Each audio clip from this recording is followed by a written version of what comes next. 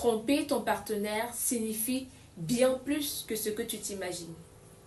Bienvenue dans cette nouvelle vidéo. Je suis coach Elisabeth, thérapeute et life coach depuis 2016. Si tu es nouveau sur la chaîne, abonne-toi, laisse-nous un like, un commentaire et surtout, clique sur la cloche de notification. Aujourd'hui, on va parler d'un sujet super important, le sujet de la tromperie, mais encore un sujet qui se circonscrit à une relation amoureuse. C'est quoi la tromperie? C'est quoi tromper son partenaire?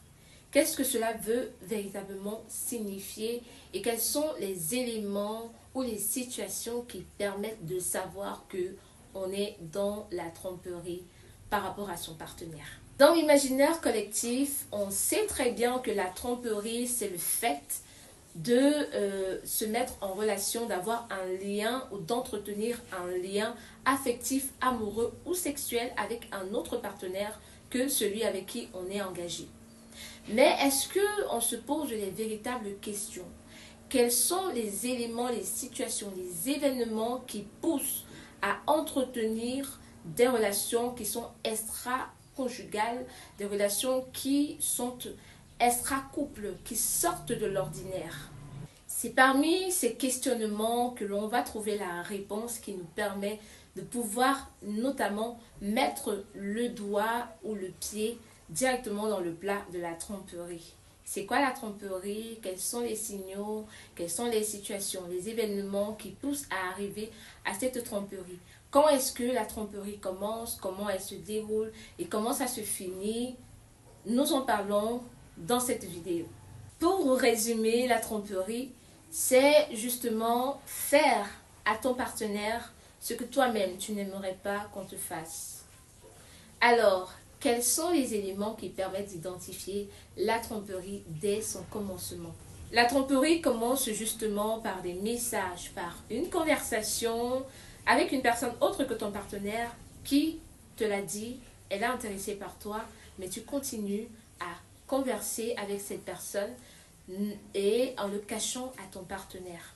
C'est une forme de tromperie et c'est un début de la tromperie. Parce que lorsque tu t'exposes aux paroles, aux mots, aux attentions d'une personne qui est autre que ton partenaire, tu t'exposes également à créer un lien affectif avec cette personne.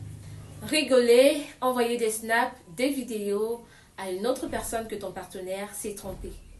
Parce que si tu le caches déjà à ton partenaire, c'est parce que tu sais qu'il y a une possibilité que cette personne devienne une personne importante pour toi. Et que le lien affectif se crée. C'est la raison pour laquelle tu es en train de le cacher à ton partenaire. Parce que tu souhaites également pousser le bouchon un peu plus loin, pensant que cela va t'aider à pouvoir te repositionner ou encore à pouvoir nourrir ton ego. Or, tu es en train de tromper. Flirter avec quelqu'un, même par message, alors que tu es en couple, c'est tromper. La tromperie a tellement de facettes, tellement de petits vices qui peuvent pousser le bouchon un peu plus loin. Et c'est pour ça qu'au départ, dans des situations où on passe le temps à parler avec quelqu'un d'autre et le cacher à notre partenaire, alors qu'on sait très bien que ce qu'on est en train de faire n'est pas bien, on sait au fond de nous qu'on est en train de tromper. Et si on sait qu'on est en train de tromper, alors nous sommes déjà une personne malsaine pour notre couple, pour notre relation, pour notre partenaire. C'est pourquoi il est important de toujours dialoguer, toujours être en train de chercher des solutions pour pouvoir consolider le couple ou la relation.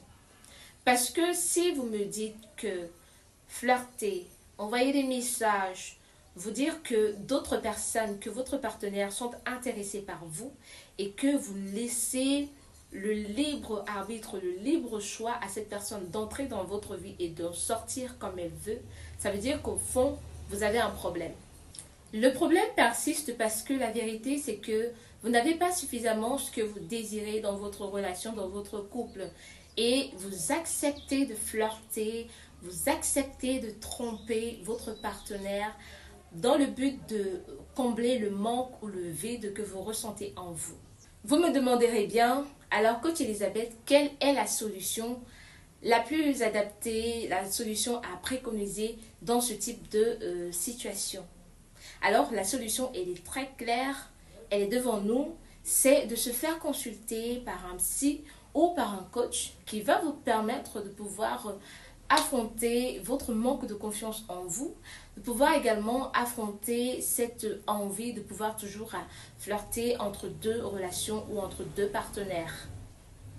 Mais surtout, il est important qu'au départ de la relation, vous fassiez part de cela à votre partenaire en lui disant clairement ce que vous attendez de la relation, ce que vous attendez de lui.